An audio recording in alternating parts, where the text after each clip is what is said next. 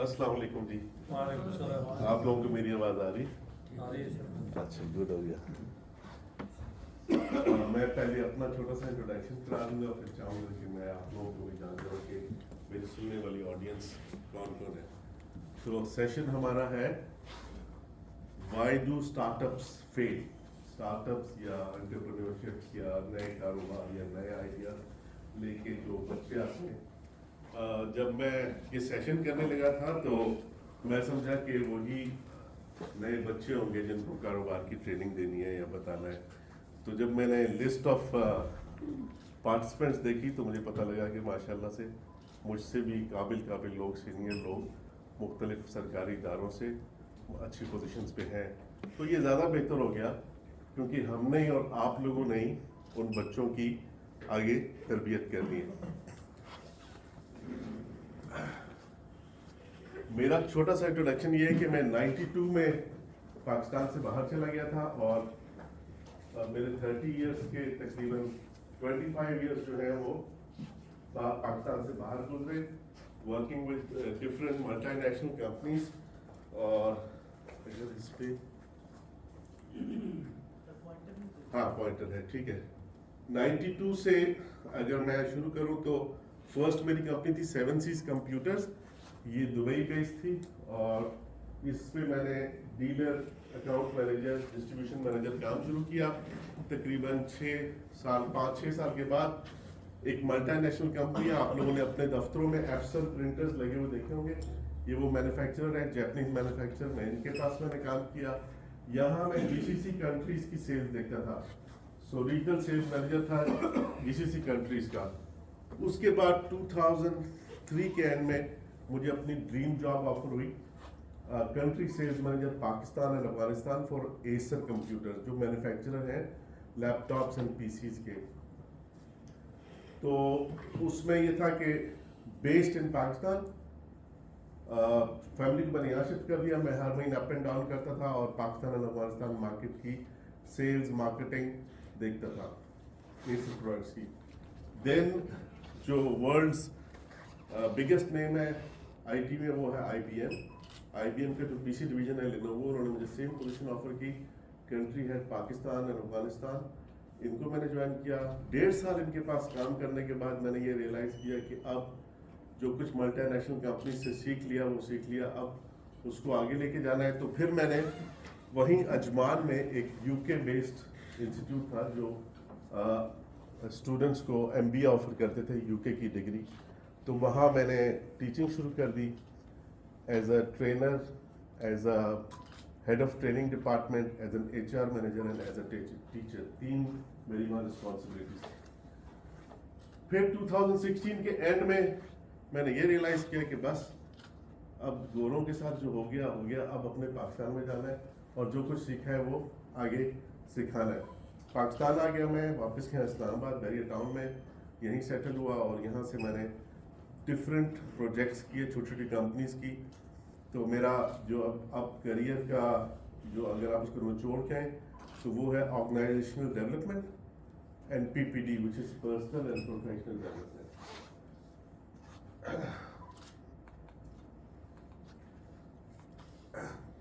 आप में से जो लोग लिंक्डइन पे हैं मुझे कनेक्ट करेंगे, फॉलो करेंगे तो आप मेरी लिंक्डइन प्रोफाइल को देख पाएंगे, जिसमें मोर देन थाउजेंड्स प्रोफेशनल्स हैं जिन्होंने मेरी स्किल्स के बारे में टेस्टिमोनियल्स दिए।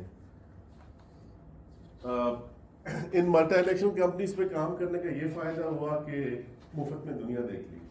ये वो कंट्रीज हैं जहाँ विजिट्स हुए, जहाँ हमारी ट्रेनिंग हुई है, जहाँ हमारे कोर्सेज हुए हैं, जहाँ कॉन्फ्रेंसेस हुए हैं।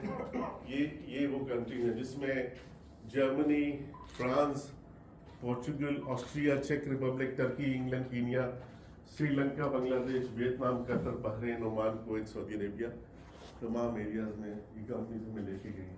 शायद अपने ऊपर होता तो एक भी कंट्री का खर्चा बर्दाश्त नहीं कर सकती। ये 4 मेरी मेजर स्विचेस हैं। फर्स्ट वन में आप देख रहे हैं 1992 में इंटरकॉन्टिनेंटल दुबई में ऑफिस था 7 Seas कंप्यूटर्स का, वो पुराना बड़े पेट वाला पीसी पड़ा हुआ है, और उसके बाद फिर एप्सन में, फिर एसर में, फिर लिनोवो में। During these best career opportunities बहुत सी अल्लाह ताला ने इज्जत दी, अवार्ड्स यहाँ वहाँ, स्पीचेस पाकिस्तान में, पाकिस्तान से बाहर training courses. So just quickly मैं अपने बारे में बताना चाहता था। मैं नाम और ऑर्गेनाइजेशन बताते थे, आप अपना था। अभी as a social welfare department में एज असिस्टेंट डायरेक्टर जॉब कर रहा हूँ नारोवाल में। क्यों लगी नारोवाल से है? Mohammad Riaz sector specialist planning department. Planning department. क्या सर? मोहम्मद मुबारक बीटा से ट्विटर से आए? ट्विटर में कौन से बने? बीटम्स। आप यूनिवर्सिटी? जी स्टूडेंट था वहाँ से। और बलूचिस्तान यूनिवर्सिटी में मेरे 2 ट्रिप लगे हैं। ये जब मैं एसर में था तो लैपटॉप्स बेचने के लिए।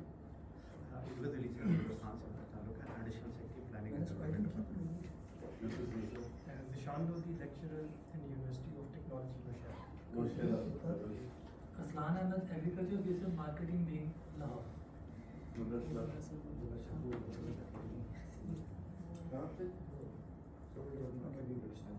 बोलता हूँ थोड़े से।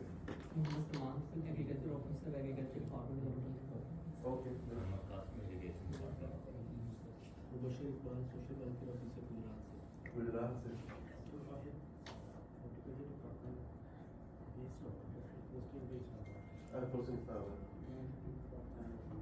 अच्छा, बैतुल माल।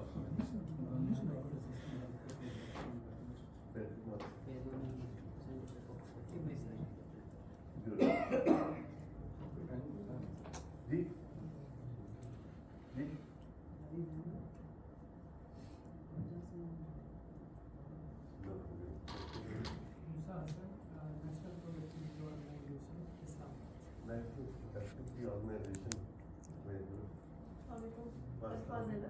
National Poverty Graduation Program. This is a venture of Government of Pakistan Power Generation University in Nepal. I'm working there as a dance teacher.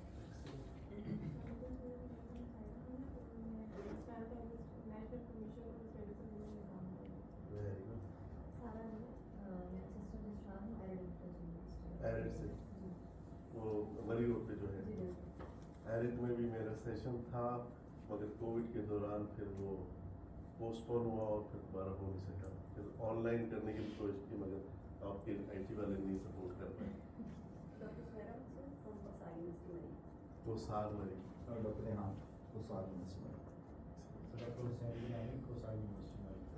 Doctor Adeel Akbar assistant professor Arid university. Arid. Doctor Mohammad Asif Aziz associate professor entomology Arid university.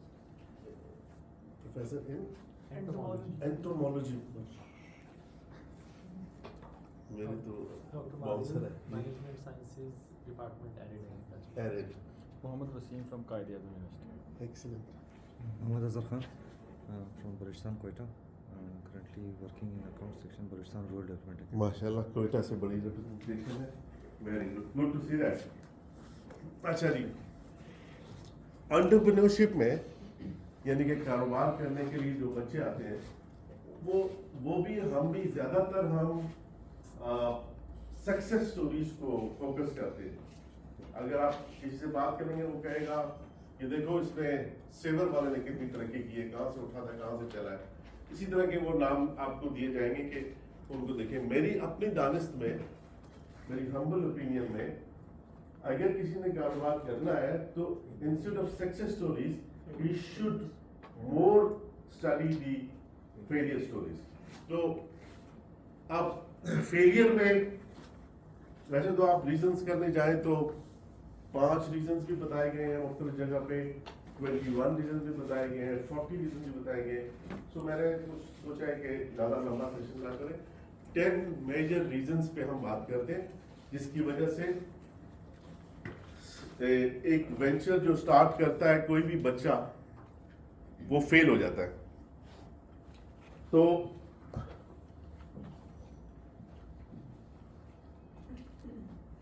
Actually problem बिल्कुल simple सा है। हम अगर 10 slide पे भी ना जाए, 10 reason पे भी ना जाए, प्रॉब्लम ये है, ज्यादातर जो होता है वो व्हाट, हाउ एंड व्हाई के सीक्वेंस में चीज चलती है कि काम करना क्या है। जी बिरयानी की दुकान खोलनी है, जी गाड़ी का शोरूम खोलना है, जी ये चीज बेचनी है या ये सर्विस देनी है। तो व्हाट से स्टार्ट करता है कोई बच्चा या कोई एंटरप्रेन्योर या कोई स्टार्टअप का, और फिर हाउ करना कैसे है, और फिर वाई क्यों करना है। जबकि ये बिल्कुल इसके उल्ट होना चाहिए, तब सक्सेस के चांसेस ज्यादा है कि पहले why you want to do this business. तो जब आपकी इब्तिदा इस चीज से होती है कि क्यों, और फिर उसका आप रास्ता ढूंढते हैं कि हाउ कैसे, और फिर व्हाट कौन सी प्रोडक्ट कौन सी सर्विस। बिजनेस में दो ही चीजें होती हैं, या आप प्रोडक्ट बेच सकते हैं या सर्विस बेच सकते हैं। प्रोडक्ट में आप खाने पीने की कोई चीज, गाड़ी, कोई भी चीज। सर्विस में आप जैसे कोरियर सर्विस है, जैसे डिलीवरी सर्विस है, फूड पांडा है, करीम है, ये सर्विसेज है। तो जो भी चीज की इब्तिदा करनी है, मैंने, आपने, हमारे बच्चों ने, वो उसका सीक्वेंस ये नहीं होना चाहिए बल्कि वहां से चलना चाहिए। सो बेसिकली जो मेरा सेशन आपको बताएगा वो यही बताएगा कि कारोबार करने के लिए इब्तिदा कैसे करनी चाहिए और कौन कौन सी चीजों को अवॉइड करना चाहिए। So why the purpose, purpose क्या है, इसके पीछे मकसद क्या है। अगर तो वो बच्चा आपको कहता है या वो इंडिविजुअल आपको कहता है जी मकसद है मैंने पैसा बनाना है, मैंने अमीर होना है, तो वहीं से मेरे तो ख्याल से खत्म होगी ये कहानी। एंटरप्रेन्योरशिप की अगर रीजन ये है, वाई ये है, मकसद ये है कि जी मैंने अमीर होना है, तो फिर तो आप उसको दूसरे रास्ते बहुत से दिखा सकते हैं कैसे कैसे अमीर लोग हमारे मुल्क में हुए हैं। तो मेरे अंदाजे के मुताबिक फिर वो उसका मकसद होना चाहिए, कॉज क्या होना चाहिए, वो यकीन किस चीज पे रखता है। आप एप्पल की मिसाल ले लें, they believe in challenging the status को एंड डूइंग द डिफरेंटली। ठीक है, जो एप्पल ब्रांड है, मैक जिसको कहते हैं, एंड हाउ उन्होंने प्रोसेस के ऊपर फिर काम किया, specific actions taken to realise the why. जो वाई था उसको रियलाइज करने के लिए स्पेसिफिक एक्शंस लिए गए, एंड देन व्हाट क्या था, रिजल्ट क्या आया, what do you do, the results of why proof. उसके बाद उन्होंने कहा वी मेक कंप्यूटर्स। अगर वो यहां से स्टार्ट लेते बॉटम से कि हम कंप्यूटर बनाएंगे, कैसे बनाएंगे और हमारा पर्पस क्या है, तो गंगा उल्टी बहती। ठीक है, तो ये चीज मैं शुरू में आपको थोड़ा सा बताना चाहता था। ये इसको कहते हैं गोल्डन सर्कल। गोल्डन सर्कल की जो डायरेक्शन है वो ये रेड वाली रही है हम सब की और बिजनेस करने वालों की। अगर डायरेक्शन ये येलो लाइन रहेगी तो then only there is a chance to succeed. या सॉरी, ग्रीन लाइन।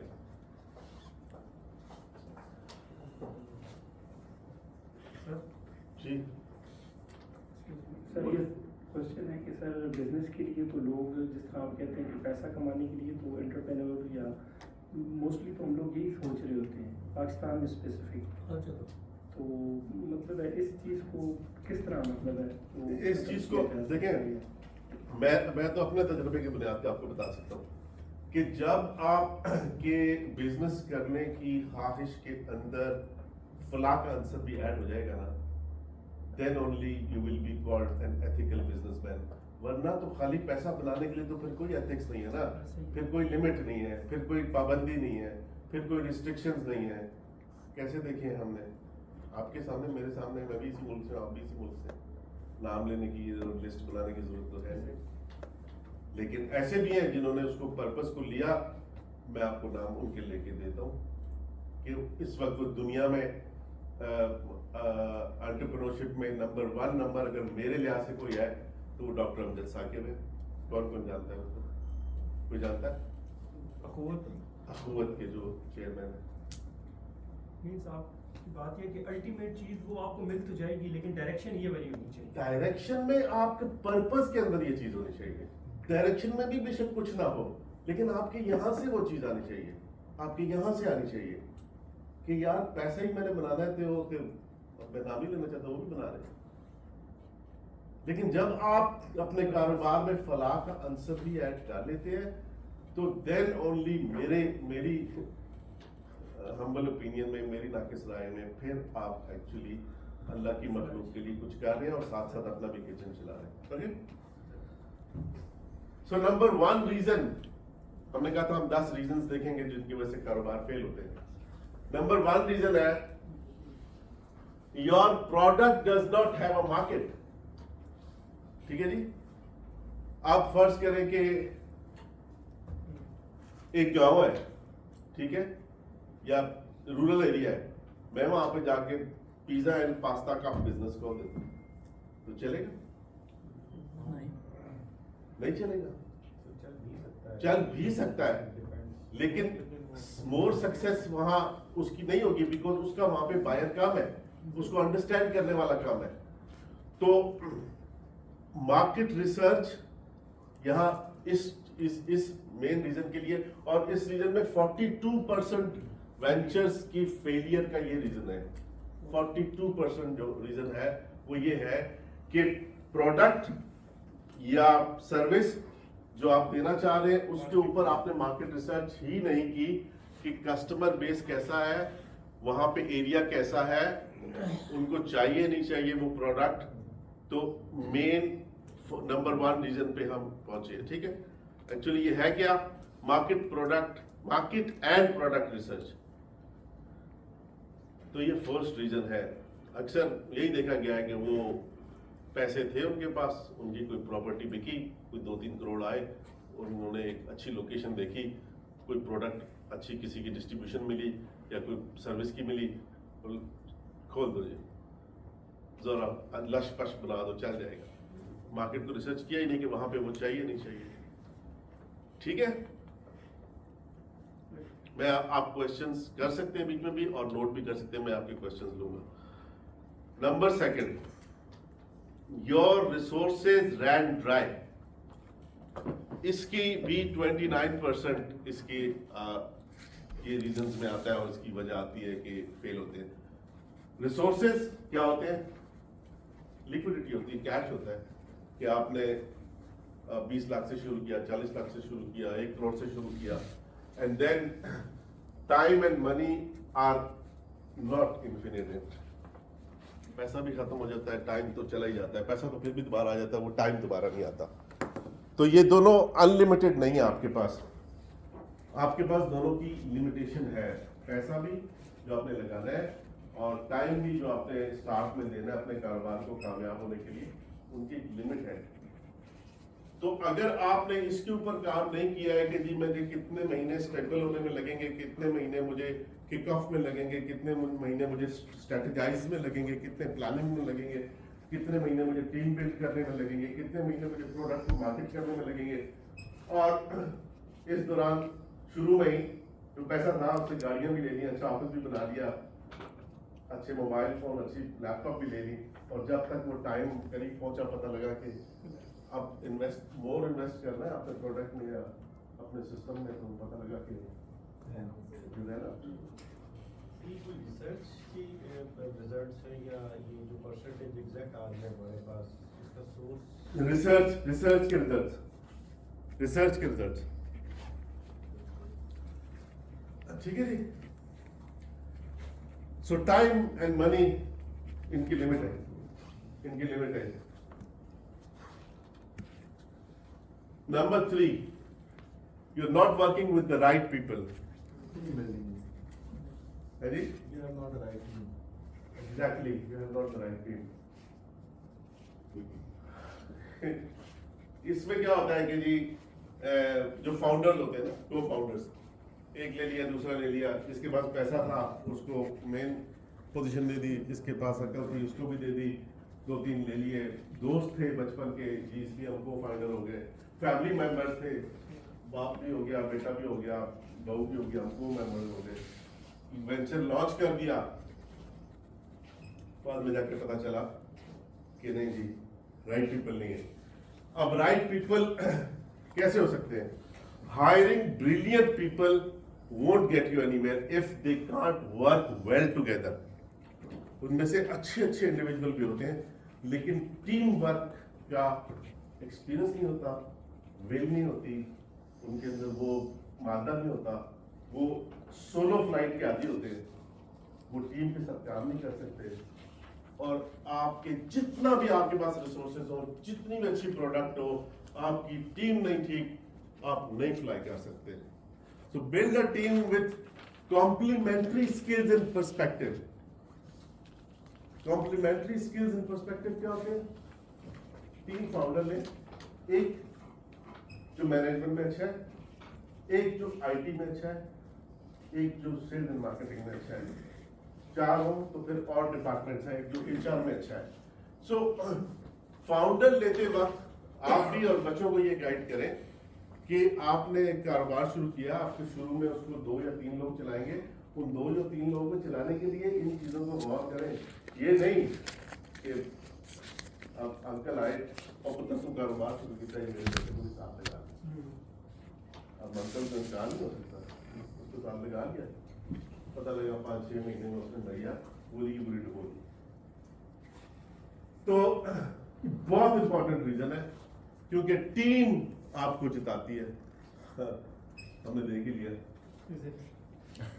तो वो इंडिविजुअल कितना बड़ा नंबर 1 प्लेयर हो दुनिया का, जब तक टीम वर्क नहीं है तो वो तो बहुत इंपॉर्टेंट है ये हमारे फेलियर में कि या तो एक ही फाउंडर इस काबिल हो ना कि वो सारी चीजें को देख पाए। तो ऐसे भी सक्सेस स्टोरीज हैं, करके दिखाया उन्होंने। लेकिन स्टार्टअप्स जो है, एंटरप्रेन्योरशिप का जो सफर है, जहाँ से आपने स्टार्ट करना है, अगर आपकी टीम वहीं से पहले स्टेप से अच्छी है तो आपको हर्डल्स नहीं मिलेंगे और आप ग्रो करते जाएंगे। ठीक है जी। तो इसको कहते हैं लर्न HRM एंड HRD। हमारे अलमिया ये है कि HRM के तो हम सारे मास्टर हैं, HR मैनेजमेंट, मगर HRD की जब बात आती है तो हमें पता ही नहीं है। मैं आपको छोटी सी मिसाल दे देता हूँ कि मैं हायरिंग करता था पाकिस्तान से बाहर भी और पाकिस्तान के अंदर भी। तो जो पॉजिटिव अप्रोच जिसको कहते हैं, उसकी कमी जितनी हमारे यहाँ पे है, उसका मैं आपको एक छोटा सा बता देता हूँ। वाकया क्या मेरा कि जब मैं वहाँ हायरिंग करता हूँ तो कैंडिडेट्स में इंडियन, नेपालीज, फिलिपिनोज, बांग्लादेशी और डिफरेंट नेशनलिटीज के बच्चे आते हैं। तो इंटरव्यू करने वाले का ये काम है कि इंटरव्यू करके सारे सवाल पूछ के उस बच्चे से पूछे कि बेटा बेटी अभी आपने कोई क्वेश्चन करना है तो कर लो, मेरे बारे में या कंपनी के बारे में। तो मोस्टली क्वेश्चन वहाँ से आते थे, sir you are hiring me for sales supervisor, how long would it take me to become sales manager, and in that journey what support will you offer me, training, development? बड़े question थे। मैंने वहाँ भी पाकिस्तानियों को interview किया, मैंने यहाँ भी पाकिस्तानियों को इंटरव्यू किया है। 2 क्वेश्चन आते हैं, तो बता सकता है कौन से? सैलरी और किसने बोला? 2 सैलरी का तो सब जगह पूछते हैं, 2 क्वेश्चन आते हैं, सर टाइमिंग क्या होंगे, छुट्टियां कितनी होंगी? Can you imagine a young career enthusiast asking for a job and his question is timing मुझे पता लगे कि मैं कितने बजे छुट्टी करके भागूंगा और महीने में मुझे सिक लीव्स कितनी मिल सकती है, कैजुअल लीव्स कितनी मिल सकती है, ताकि मैं वो हिसाब लगा के तो कहाँ से हम तरक्की करेंगे। ठीक है जी, नंबर 3 हो गया, लर्न HRD। जिसको भी आप कारोबार के लिए गाइड करें, ट्रेन करें, उनको आप कहें कि HR डेवलपमेंट को पढ़ो, छोटे छोटे कोर्सेज अवेलेबल है, फ्री है। ठीक है, मेरा ये जो हमारे इंक्यूबेटर्स का एक फैशन चला पाकिस्तान में, ये एक इस्लामाबाद में मेन है, एक लाहौर में PITB ने बनाया, एक कराची में माइक्रोसॉफ्ट और गूगल के साथ मिलके खातून चलाती हैं इंक्यूबेटर्स। उनसे मेरा इख्तलाफ है रहा कि बिलियंस खर्च कर दिए उन्होंने, इंक्यूबेटर्स डिज़ाइन कर दिए, वहाँ उन्होंने हैचरी बना दी, आए बैठे अपना आइडिया लें और उन्होंने कहा जी हमने नए एंटरप्रेन्योर्स तैयार कर दिए। भैया आपने तैयार तो कर दिया, आप उन एंटरप्रेन्योर्स को जो आपकी वेबसाइट पे लिस्ट बनी हुई है, बोर हो रहे हैं लोग, जा रहे हैं या वैसे कुछ देख? अच्छा ठीक है, अच्छा ठीक है, मैंने कहा कोई शुरू कर दूं, मैं कोई मेरा ख्याल है। अच्छा, उनकी मैंने कहा जो लिस्ट आपकी है एंटरप्रेन्योर्स की जिनको आपने ट्रेन किया, आप उनमें से जाके अपनी वेबसाइट पे उनके नाम देखिए और उसके बाद मुझे बताएं कि इनमें से कौन सी कंपनीज हैं बच्चों ने जो शुरू किए कारोबार कि जो 1 साल से आगे गए हैं। आप यकीन करें, लाहौर वाले इंक्यूबेटर के हेड ने मुझे रिमूव कर दिया अपनी लिस्ट में से, ट्विटर में से, क्योंकि मैंने उनसे सवाल कर दिया था, वो आजकल फेडरल मिनिस्टर है। कराची वाली ने जवाब नहीं दिया, रिमूव करने के बाद फेडरल मिनिस्टर बन गए। IT के अभी बने रिमूव उन्होंने शायद 2 साल पहले किया था जब मैंने सवाल किया। सवाल तो बनता है, आप पब्लिक मनी के ऊपर आपने इतने बड़े बड़े काम किए हैं, रिजल्ट तो बताएं, आउटकम तो बताएं। इसलिए नहीं वो जितने वेंचर्स इन्होंने चलाए हैं वो सारे साल के अंदर अंदर 90% बंद हुए, 10% चल रहे होंगे। किसी को HRD नहीं सिखाया इन्होंने, किसी को ऑर्गेनाइजेशनल डेवलपमेंट नहीं सिखाया इन्होंने, कहाँ से ग्रो करेगी कंपनी। इन्होंने क्या सिखाया? पैशन, आपके पास पैशन होना चाहिए, आइडिया, आपका आइडिया यूनिक होना चाहिए, कैसे करें उनका आइडिया। VC, आइडिया को फेंको, हम आपको बाहर से मिलियंस ऑफ डॉलर देके देते हैं। ये काम इन्होंने किए। उनको ये नहीं बताया कि आपने टीम बिल्ड कैसे करनी है। यंग बच्चे 20-20, 21 साल के एक्सीलेंट आइडियाज लेकर आए, उनको उन्होंने मिलियन डॉलर भी दिलवा दिए। तो भाई उन्होंने बिल्ड कैसे करना है।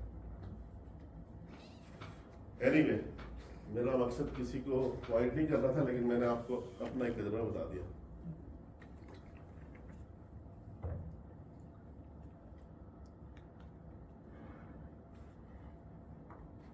Number 4, you are outmatched. Don't obsess over competitors, but don't ignore them.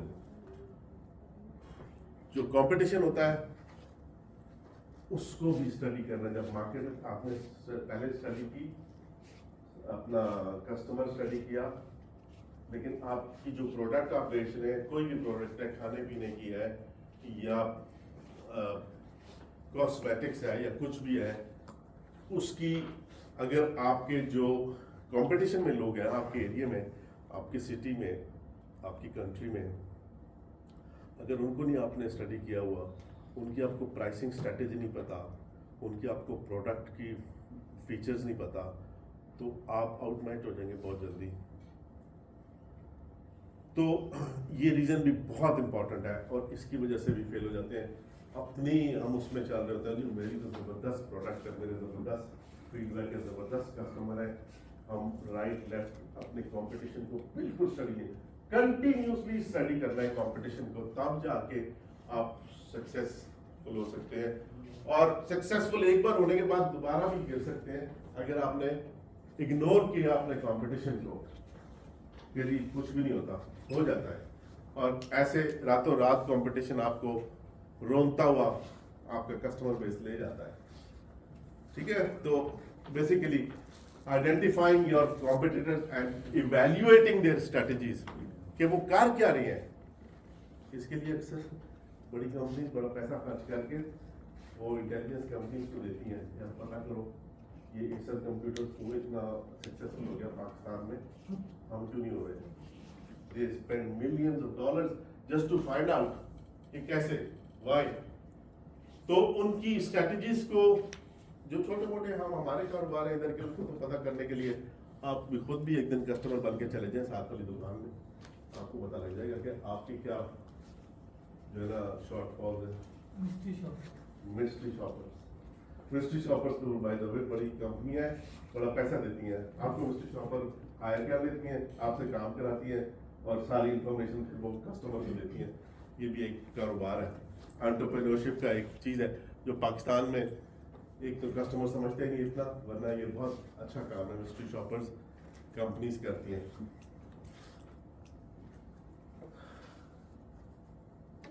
Your pricing model is not right. अब प्राइसिंग में और डीप जाए तो कॉस्टिंग आ जाती है। हम लोग बहुत से लोग प्राइसिंग और कॉस्टिंग को समझते ही नहीं, दोनों को एक समझते हैं। प्राइसिंग वो है जो आपकी प्रोडक्ट शेल्फ पे पड़ी हुई 30 की या 50 रुपए की बिक रही है, वो प्राइस है।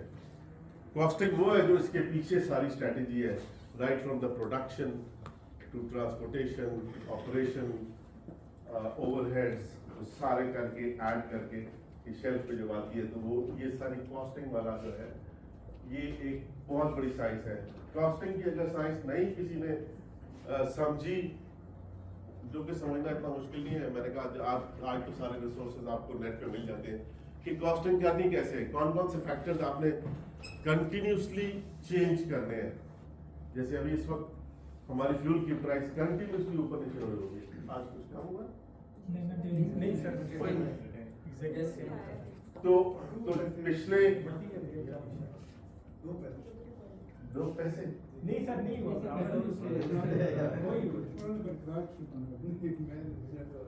सुनने में आ रहा था कि बड़ी कम होगी।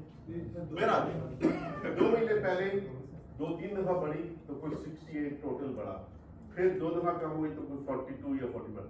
तो इस सिचुएशन में आपको अगर आपकी प्रोडक्ट है और आपने कॉस्टिंग को नहीं एडजस्ट किया, पता लगा कि आपकी पड़ा हुआ माल जो है वो या तो यहाँ चला गया, मौजें ही हो गई अगर कस्टमर लेगा, या फिर नीचे जमीन पे बैठ गया। तो प्राइसिंग मॉडल भी देखना है कि are you price too high और टू लो। कुछ चीजों के ऊपर, कुछ मार्केट्स के अंदर आप अच्छी से अच्छी प्रोडक्ट ले आएंगे, फर्स्ट करें अच्छा से अच्छा बर्गर है और वो आपने मैकडॉनल्ड से आधी प्राइस से नीचे रख दिया, तो कस्टमर कुछ की साइज ऐसी है तो यार ये अगर 500 का है, ये 250 का कचरा ही होगा। तो इसके ऊपर बहुत जहन लगाना है कि आपने प्राइसिंग ऐसी नहीं करनी कि वो आपको प्राइस देखते साथ ही, क्वालिटी देखे बगैर ही, ऐसा कस्टमर है वो क्वालिटी देखे बगैर ही कहता है यार इनको तो हटा दो, ये ले लो अच्छा होगा। तो जरूरी नहीं है, लेकिन इसके ऊपर भी पूरे कोर्सेज हैं, पूरी ट्रेनिंग्स हैं, एक्सपीरियंसेस हैं कई दहाइयों के कि कॉस्टिंग करनी कैसी है, प्रोडक्ट और सर्विस को आउट प्राइस नहीं होते देना।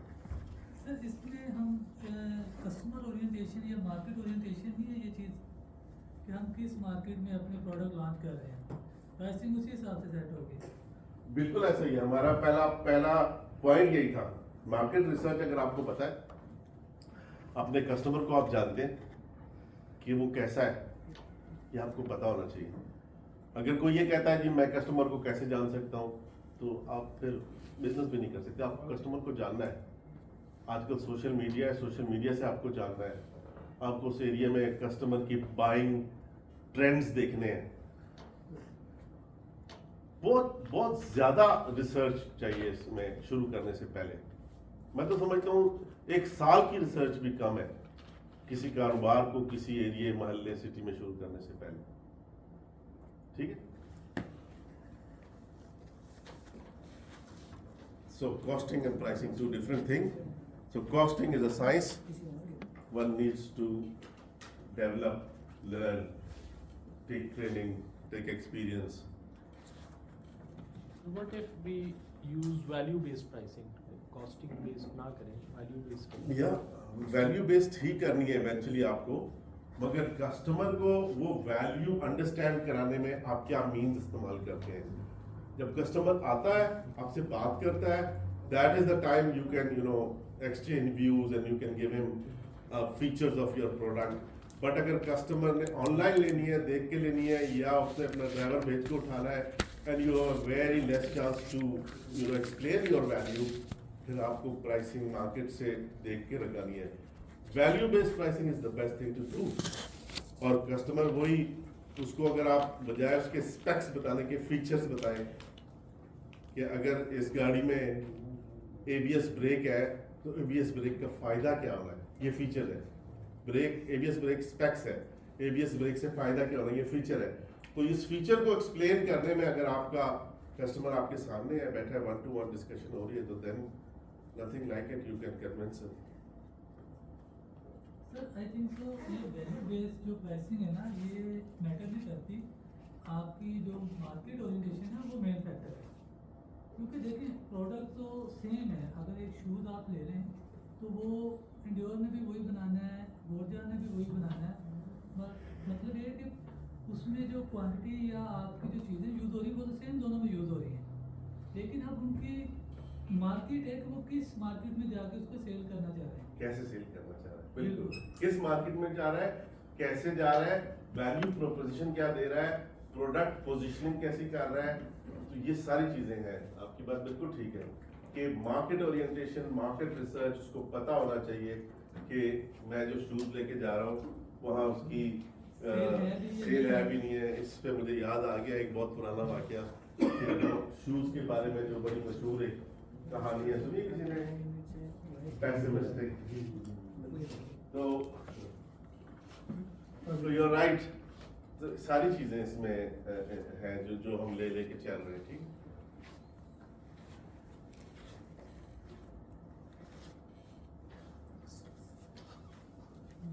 17% क्या है, you are not user friendly.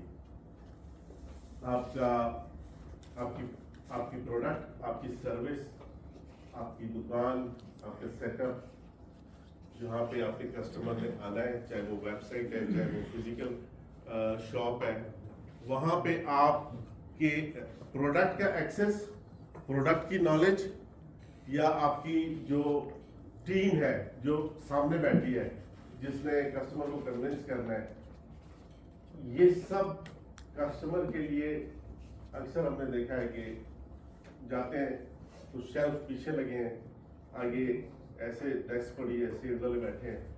अब अगर वो कोई चीज़ को टच करना चाहता है तो उसको इजाज़त भी चाहिए, बंदा उसको उठा के देगा भी।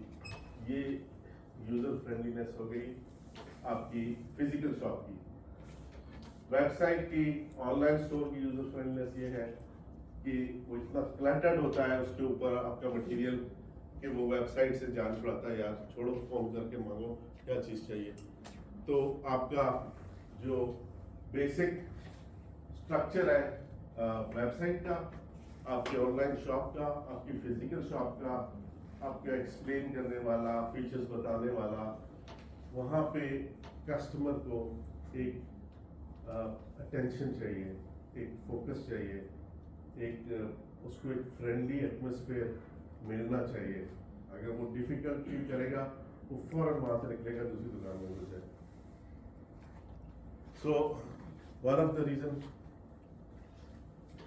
ओवर कॉन्फिडेंट हो जाते हैं हम, कस्टमर्स फीडबैक भी नहीं लेते। ये इसी में है कि कस्टमर फीडबैक नहीं लिया और हम समझे कि हमारा चूंकि अच्छा चल रहा है तो चल रहा है जी, ये तो कस्टमर ऐसे ही बकवास करके चला गया, इसकी क्या बात सुननी। तो कस्टमर फीडबैक को सीरियसली लेने वाले लोग ही कॉन्टिन्यूसली, कॉन्स्टेंटली चेंज करते रहते हैं अपना सेटअप, अपना फ्रंट पेज, अपना ऑनलाइन स्टोर का जो जिसको आप डैशबोर्ड कहते हैं वो, अपने सेटअप का जो दुकान में अंदर घुसने के बाद सामने क्या चीज़ पड़ी है, इधर क्या पड़ा है, वहाँ क्या पड़ा है, उसको आप कस्टमर फीडबैक से भी लेते हैं। और ख़ुद भी कभी कस्टमर बन के घुसें कि यार मैं कुछ चीज़ लेना चाह रहा हूँ तो क्या मुझे रुकावट कहाँ कहाँ आ रही है, ठीक है।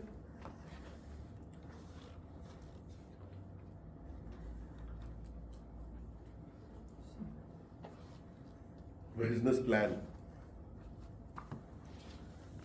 वही शुरू वाली बात है कि पैसा था, प्रोडक्ट समझ में आई, चाचा भतीजा मिले, अच्छी जगह पे लोकेशन ले ली, चलो जी आ जाओ पैसा बना लो किसी को चेक दबाओ आप चले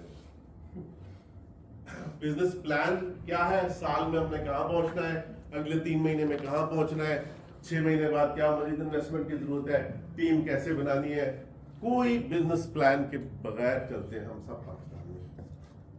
और जरूरी नहीं है कि एक कॉर्पोरेट ऑर्गेनाइजेशन ही बिजनेस प्लान बनाए, छोटी छोटी जो वेंचर्स है वो भी बिजनेस प्लान के आजकल तो टेम्पलेट्स बने पड़े हैं।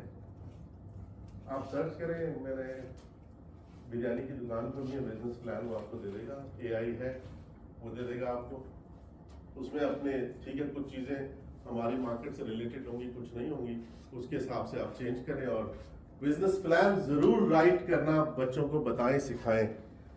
और अगर बिजनेस प्लान नहीं राइट कर सकते, मामे के 50 लाख रुपए आ गए दुबई से, उसी से बिजनेस शुरू करना है लेकिन बिजनेस प्लान राइट करना नहीं आता, भाई उस 50 लाख में से कुछ थोड़े से 15-20 हज़ार रुपए खर्च करके बिजनेस प्लान किसी से लिखवा लो, किसी प्रोफेशनल को पकड़ लो और उसके साथ बैठ जाओ, उसको बोले यार हमें बिजनेस प्लान तो राइट कर दे और हमें गाइडलाइन दे दो। हमारा प्रॉब्लम ये है कि हम गोरा कहता है कि 2% of your revenue should be spent in training and development minimum. Multinational companies तो बहुत ज्यादा करती हैं, हम कहते हैं कि नहीं जी ठीक है ये तो फ्री आई थी NCERT की ट्रेनिंग, जाहिद साहब जो अलग से ऑफर कर रहे हो 5,000 रुपये मांग रहे हैं, नहीं करनी, हमने नहीं सीखना, हम खुद ही सीख लेंगे। पता चलता सीखते सीखते ही 1 साल में वाइप्ड आउट, जो हम बात कर रहे हैं कि 1 साल के अंदर अंदर क्यों कंपनीज बंद होती हैं। ठीक है,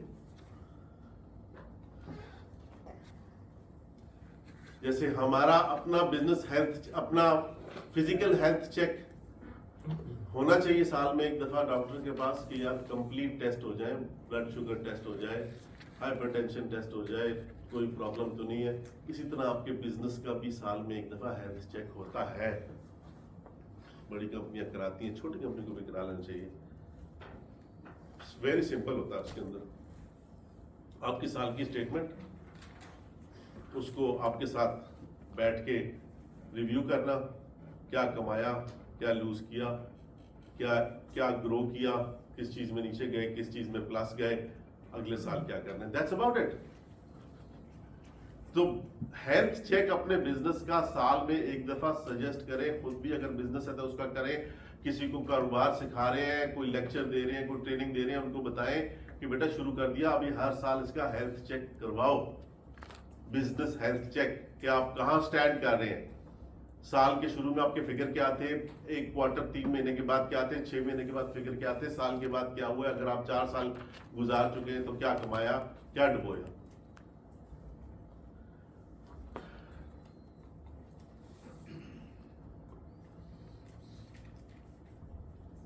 sales and marketing, again product बहुत अच्छी, टीम भी हो गई बहुत अच्छी, एरिया भी सिलेक्ट कर लिया बहुत अच्छा, उसकी शोशा पे पैसे भी लगा दिए ठीक ठाक, मार्केटिंग का उसमें पूरी टीम में कोई बंदा ही नहीं था, अगर था तो गलत मीन्स सिलेक्ट कर लिए, वो जो टीवी बेचता चला, वो बिल बोर्ड लगा दो बड़े बड़े, अखबार का क्वार्टर पेज ले लो, विदाउट गोइंग इनटू डिटेल के हमारी प्रोडक्ट को सबसे राइट चैनल चाहिए कौन सा मार्केटिंग के लिए। हर प्रोडक्ट का चैनल डिफरेंट है, हर प्रोडक्ट अखबार के जरिए नहीं बिक सकती, कुछ बिक जाती है, हर प्रोडक्ट टीवी ऐड के जरिए नहीं बिक सकती, कुछ बिक जाती है, हर प्रोडक्ट बिल बोर्ड के जरिए नहीं बिक सकती, हर प्रोडक्ट सोशल मीडिया मार्केटिंग से नहीं बिक सकती। हालांकि करंटली जो मैं और आप सोशल मीडिया यूज कर रहे हैं सो 90% इफेक्टिव है, मगर उसको भी इस्तेमाल करने के लिए आपको ट्रेनिंग चाहिए। Social media marketing training is important for any new venture to start business.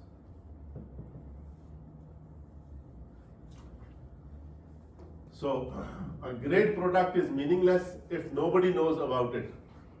Product ले आए हम कहीं से, लेकिन हमारे आसपास लोगों को मालूम ही नहीं है कि जाहिद साहब तो ये भी बेच रहे थे। वो एक दिन अचानक से दिमाग को अच्छा आप भेज हमें पता ही नहीं। So identify the right marketing channels.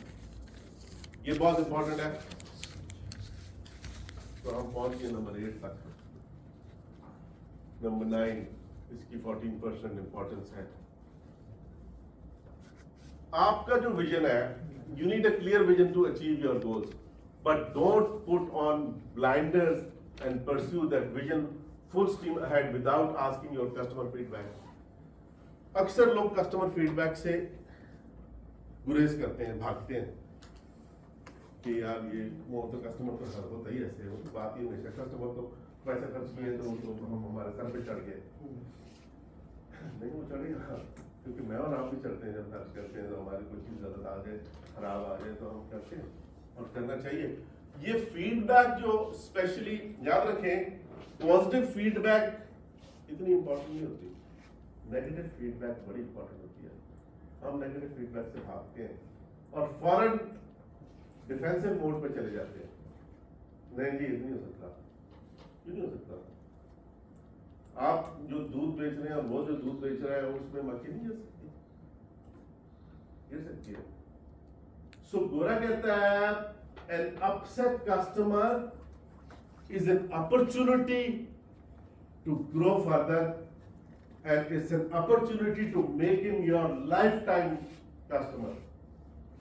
हम क्या कहते हैं कि यार आ गया शिकायत करने और उसको डील करने में, जबकि वो जो शिकायत करने आ गया वो अपॉर्चुनिटी है कि अगर आपने उसकी शिकायत सही तरीके से सुन ली, उसको सही तरीके का उसका सोल्यूशन दे दिया, वो आपका लाइफ टाइम कस्टमर होगा। ना सिर्फ ये बल्कि इससे पिछला वाला मैं आपको ले जाता हूं।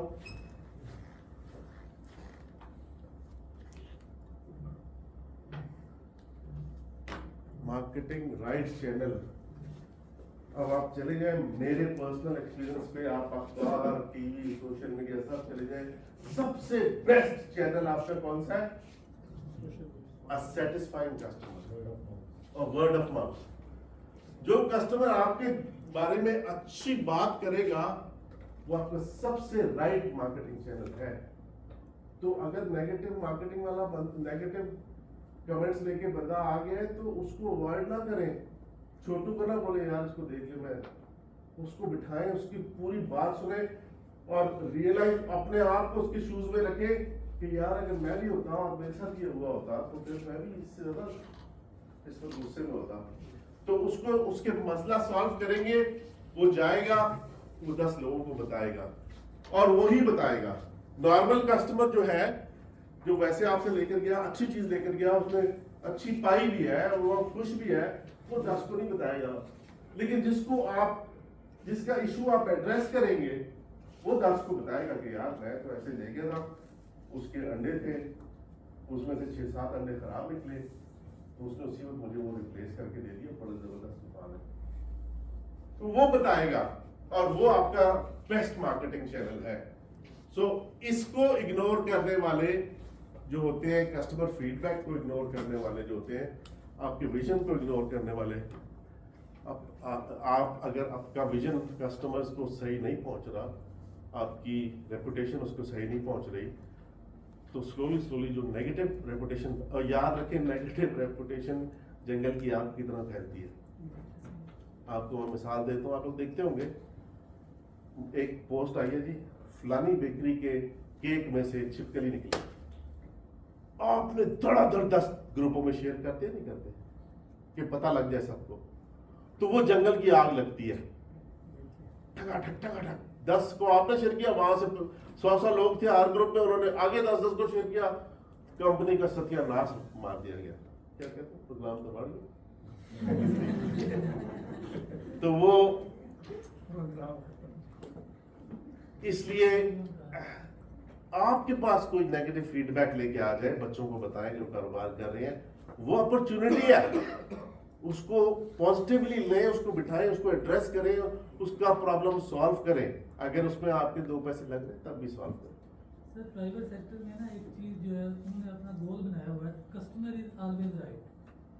बेशक वो गलत भी है ना, अगर कोई वो फीडबैक दे गया है तो जो आपकी एडमिनिस्ट्रेशन है ना वो यही कहती है कस्टमर इज राइट। बिल्कुल सही है। कस्टमर क्यों राइट है, मैं आपको बता इसका मैं आपको वजह बताता हूँ। ये बिल्कुल सही है आपने कहा, और वर्ल्ड वाइड है ये, customer is king, not right, customer is king. उसकी वजह क्या है? मैं अपने वेंचर्स जो छोटे मोटे 2-3 है, वहां मैं लड़कों को जब ट्रेनिंग देता हूँ तो उनको बुलाता हूँ कि बेटा तुम ये काउंटर पे खड़े हो, ये तुम दे रहे हो सौदा किसी को, इधर से मैं आता हूँ और बोलता हूँ यार जल्दी दे, मुझे घर जाना है, तो तुम पहले क्या करोगे? सर मैं तो पैसे दे दे ना, कस्टमर वेट कर। बेटा तुम्हारी सैलरी कौन दे रहा है? सर दूसरा दे रही हो, कस्टमर दे रहे salary, that is why customer is king.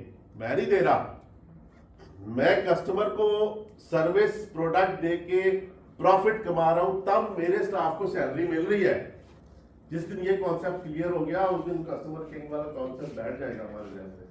अभी तो क्या होता है, हाँ सर जी बड़ी होगी गाल की, मैं भी कहा के जवाब देता है, खत्म कहानी फिनिश, टका के जवाब दे दिया, कस्टमर गया, खत्म। आप ऐसे ही टका के 10 को दिन में जवाब देंगे, कंपनी और नोज डाउन। ये सेल्स जो है वो आप समझ लेंगे, आपको अपना आप मारना है, पहले अपनी अदा मारनी है, अपनी अकड़ मारनी है, और कस्टमर को किंग मानना ही मानना है। नहीं माने तो फिर छोड़ दे, कोई और काम करे, सरकारी नौकरियां चलती रहेंगी।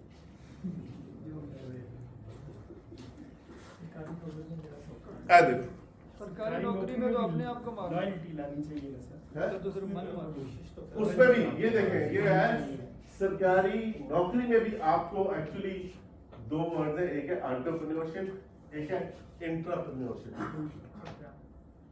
एंटरप्रेन्योरशिप है अपना कारोबार करने वाला, इंट्राप्रेन्योरशिप है अपनी नौकरी को अपना कारोबार समझने वाला। तो जो लोग अपनी नौकरी को अपना कारोबार समझ के कस्टमर को भी हैंडल करते हैं, आने वाले साइल को भी हैंडल करते हैं, उन्हीं से तब्दीली आनी है, बाकी तो रह गए तो तब्दीली आने वाले। सर आप बातें बड़ी गहरी करते हैं। अच्छा सर नौकरी में करप्शन को अपना कारोबार समझते हो? ये अकाउंट्स डिपार्टमेंट में है ना। अच्छा, सो 9 नंबर का जो रीजन है, हम 1 से चले हैं तो 1 नंबर 1 रीजन था। अब जो आ रहे हैं आपके ये मतलब है लेस इंपॉर्टेंट है मगर है, ठीक है। So never be over confident, take customers feedback and take it positively. हम नेगेटिवली लेते हैं कि जी आ गया पैसे खर्च तो किए, तो मैं क्या करूं, वहां से सप्लायर से ऐसे ही आया था। भाई सप्लायर से ऐसे ही आया था, लेकिन उस सप्लायर के लिए भी ये इंपॉर्टेंट है, आपकी ग्रोथ के लिए भी ये इंपॉर्टेंट है।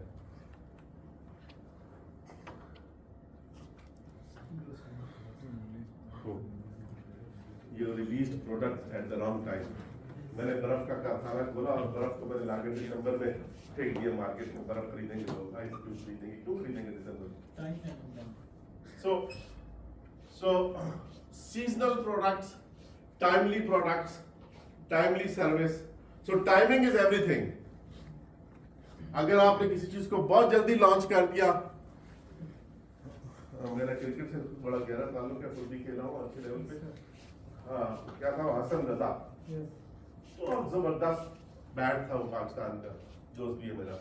आपने 18 साल से पहले 17 साल कुछ या 16 साल की उम्र में आपने उसको टेस्ट मैच में खिला दिया, प्रीमेच्योर डेथ हो गई करियर। तो timing is everything. If you debut too early and you risk a poor first impression with a product that falls flat, wait too long and someone else may beat you at the hot market. So hot timing क्या है, hot market क्या है, इसको study करना बड़ा जरूरी है। Product कौन सी आ रही है, ईद के करीब लॉन्च कर रहे हैं, क्या ऐसे मसाला जात है जो बारबेक्यू में चलेंगे, उनको बकरा ईद के करीब लॉन्च करना है, बाद में करना है, पहले करना है। It depends आपकी ग्रोथ कैसे होनी है। So, ladies and gentlemen,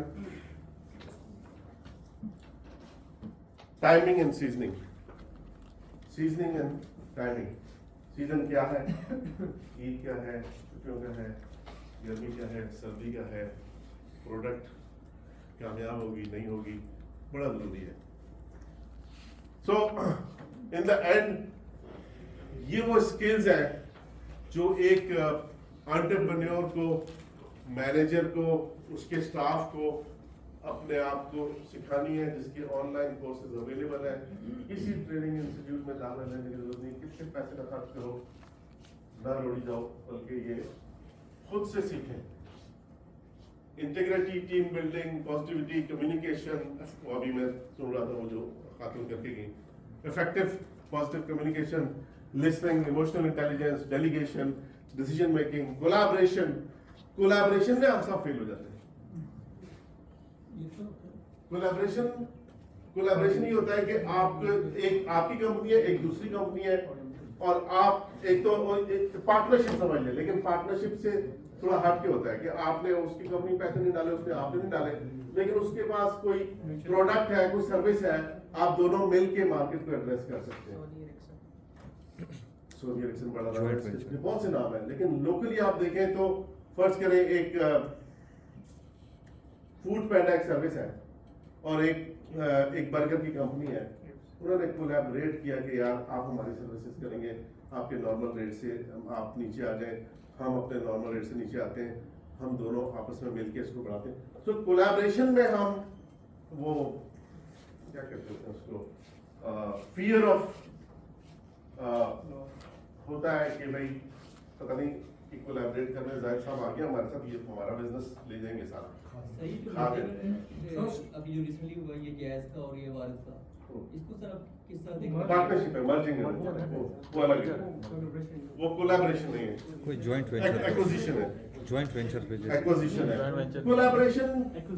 collaboration की कोई इतने, हाँ, साथ मिलके ग्रो करें, एक और एक 11 होते हैं, तो दोनों साइड से बेनिफिट मिलना। ये दोनों को एक दूसरे से फायदा हो रहा, एक की सर्विस थोड़ी डिफरेंट है, एक के प्रोडक्ट डिफरेंट है। सो कोलैबोरेशन ओपन माइंड वाली चीज है, जो क्लोज माइंड होते हैं वो कहते हैं ना यार बस ये अपना लगा करेंगे, तो फिर आप कोई लगा है आप म्यूचुअल इंटरेस्ट।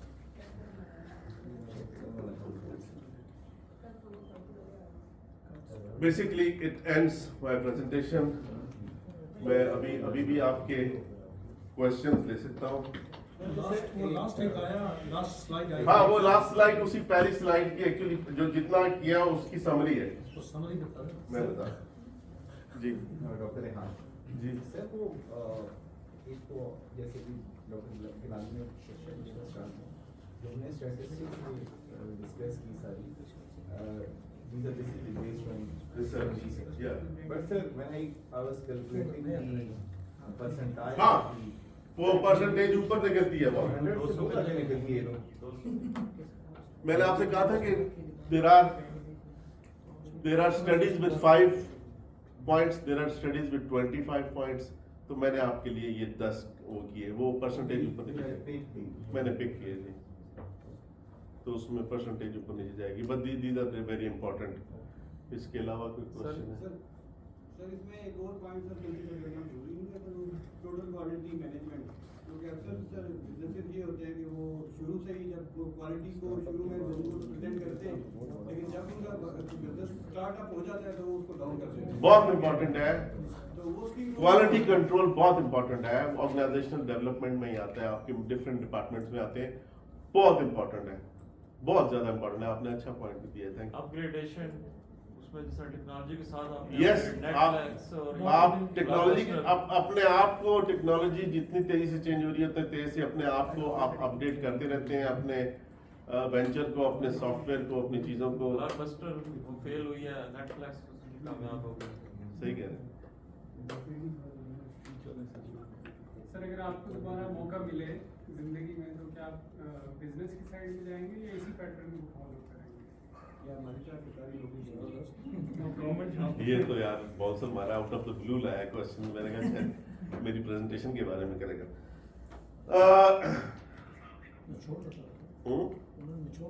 नहीं निचोड़ मांगा, बहुत अच्छा मांगा, मैं जवाब देता हूँ उनका।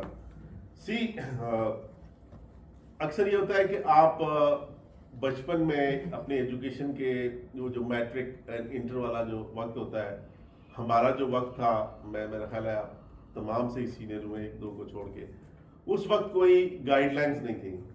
जो हमारे वालिदैन थे, बड़े थे, उनको भी नहीं पता था गाइडलाइंस क्या था ही कुछ नहीं। मतलब जहाँ हम याद है स्कूल कॉलेज में थे तो मोबाइल फ़ोन ही नहीं थे। तो मुझे याद पड़ता है कि एक आर्टिकल मेरे कॉलेज में सबमिट कराना था मोहम्मद अली किले के बारे में। तो अब ये पता करना कि मोहम्मद अली किले जो है वो कब किस सन में मुसलमान हुआ था, तो वो पता करने के लिए मैं कराची अपने घर से अमेरिकन एम्बेसी की क्या कहते हैं लाइब्रेरी में गए।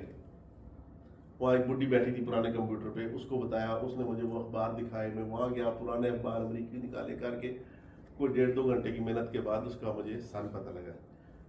बताने का मकसद ये है कि वो हमारा वक्त आप पत्थरों का वक्त कह लें, तो कोई गाइड करने वाला नहीं था। ठीक है, किसी तरह भी ग्रेजुएशन करके बाहर चला गया और अल्लाह की करम था कि landed in a good company and then learned sales and marketing. आपके सामने हो। लेकिन यस, अगर मुझे दोबारा करियर बनाने का मौका मिले तो मैं सेल्स एंड मार्केटिंग में नहीं जाऊँगा। तो क्या करेंगे ना, वही ना करेंगे क्या सुन ले ना, करेंगे क्या जो मैं आज कर रहा हूँ। मैंने 2017 में कौन मैं कब पढ़ा रहा हूँ, ये मैं आपको पढ़ाने आया हूँ। मैं तो उन्होंने रिक्वेस्ट की न्यायी साहब ने, तो मैं आ गया। तो वही आपने सोचा कि भाई जो मैंने अपना निचोड़ दिया।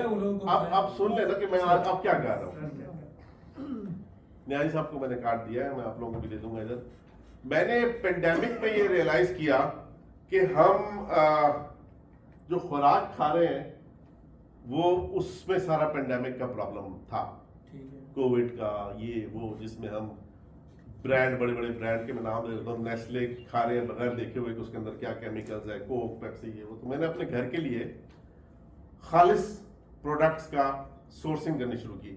देसी अंडे करीबी कहाँ से मिलेंगे, देसी मुर्गी कहाँ से मिलेगी, अच्छा आटा कहाँ से मिलेगा, ऑर्गेनिक चीज़ें करते करते तो फिर मैं एक ऐसे चंद दोस्तों से मिल गया जिनसे मैं और इस किस्म के इवेंट्स पे मिला, और वो फिर करते करते मैंने अब वो प्रोडक्ट्स अरेंज करके अपने नेटवर्क को सप्लाई करना शुरू कर दिए, which is not a business and I call it, जिसको मैंने कहा था फलाह का आंसर है, इसका नाम रखा है मैंने किसान की दुकान।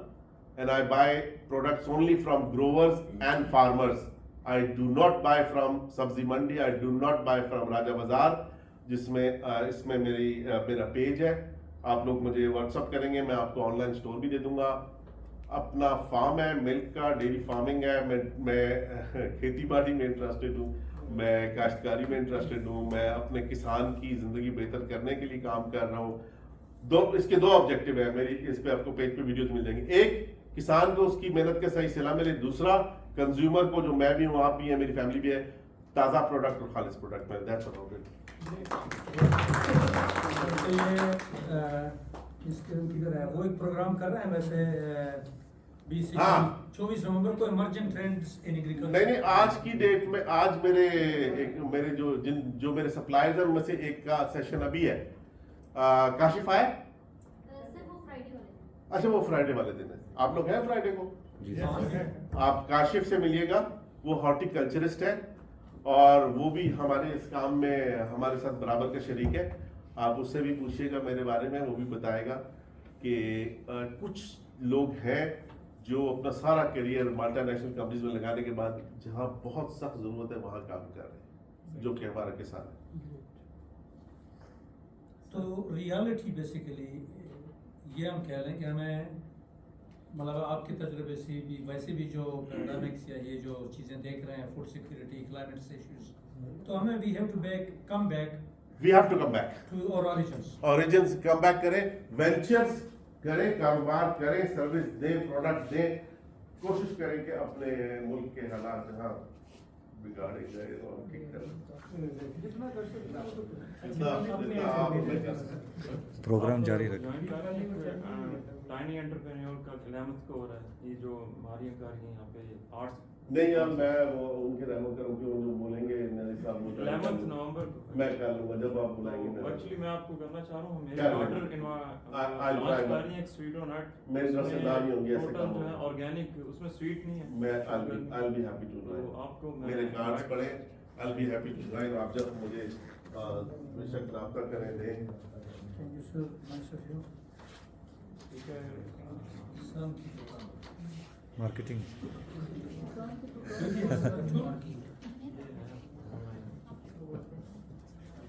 आप इसके ये कौन सी बात है ये 10 में से सर्विस दे है और सिर्फ सप्लाई कर रहे हैं लेकिन कम हो जाएंगे तो इनका कोई टेस्ट वगैरह नहीं हो रहा है कि क्या वो सर ये वाकई जो आपने हाइजीनिक है 10 या में नहीं पढ़ाया 10 ये हाँ ये जो 10 हाइजीन का कोई टेस्ट नहीं होगा अच्छा 10 हाइजीन के लिए कोई टेस्ट नहीं होगा शायद को बेसिकली ये लोग कम हो गए पूरे सर 11th को आपको इंशाल्लाह मैं इनवाइट मैं I'll be happy to join. I'll be happy to join. Time नहीं उनके लिए सब किड्स क्या ये ऑफ कर Sir, that's about it. एक आप